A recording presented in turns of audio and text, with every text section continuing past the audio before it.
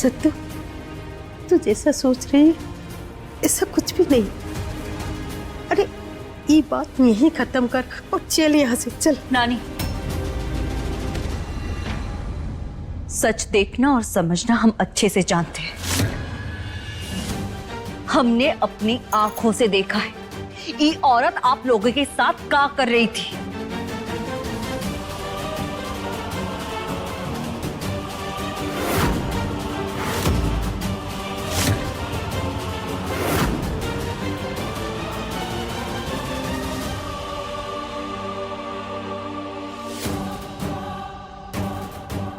अब तो हम जा रहे हैं सुंदरी देवी, लेकिन ये गलतफहमी मत पालना कि आप जीत गई हो। अभी भी समय है। अपनी नीच हरकत से हमारी दीदी को सताना बंद करो। आज हमारी दीदी के कहने पर हम लौट तो जा रहे हैं, लेकिन एक दिन ऐसा आएगा जब आपको हमारा सामना करना पड़ेगा।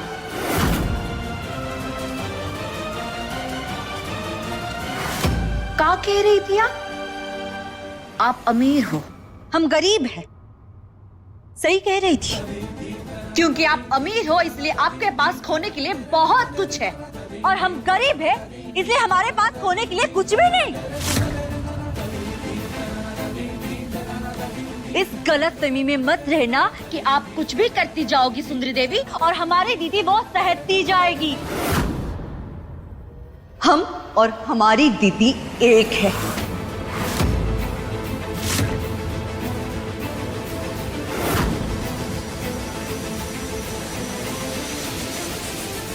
सत्या साची एक है। जब हमारी दीदी का ढाल आपके सामने से हटेगा ना, तब आपको हमारा सामना करना पड़ेगा सुंदरी देवी।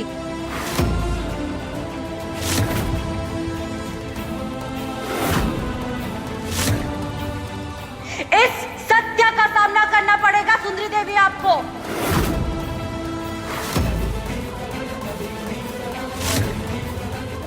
उसी दिन आपको अपने पापों का हिसाब करना पड़ेगा।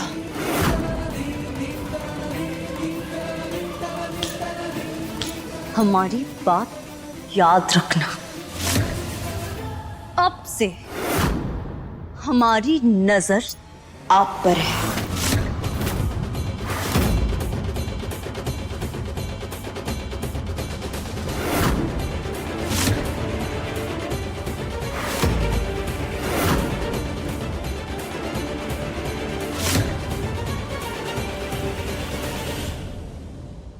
सत्या,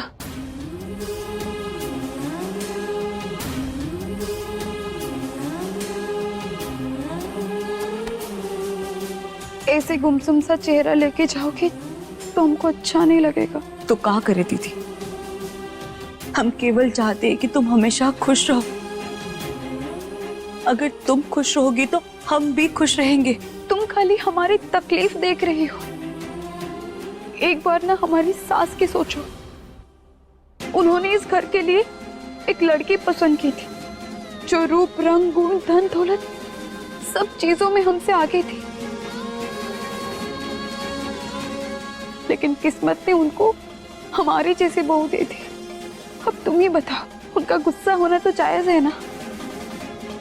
और वैसे भी जिस तरह से हम सबको अपनाने की कोशिश कर रहे हैं, वैसे सासू माँ को भी हमें अपनाने के लिए समय लगेगा। वो तुम्हें कभी नहीं अपनाएगी दीदी। अरे वो तो समझती है कि इस घर में तुम्हारे लिए कोई जगह ही नहीं है। सत्तू, जगह किसी के लिए कहीं भी बनी नहीं रहती है, उनको बनाना पड़ता है। और अगर हम सब कुछ छोड़ के तुम्हारे साथ आ गए ना, तो हमारी जगह तो यहाँ कभी नहीं बनेगी। दीदी तुम लाख कोशिश कर लो, लेकिन उस सुंदरी की तरफ से तुम्हारे लिए सिर्फ और सिर्फ नफरत ही मिलेगी। अरे वो औरत की सोच ही घटिया है, तुम्हें सिर्फ और सिर्फ तकलीफ ही देगी दीदी। बस सत्तू, बस करो। ये हमारा संघर्ष है, इससे हम भाग नहीं सकते। और आगे से इस बारे में कोई बातचीत नहीं होगी। नहीं, तुम यहाँ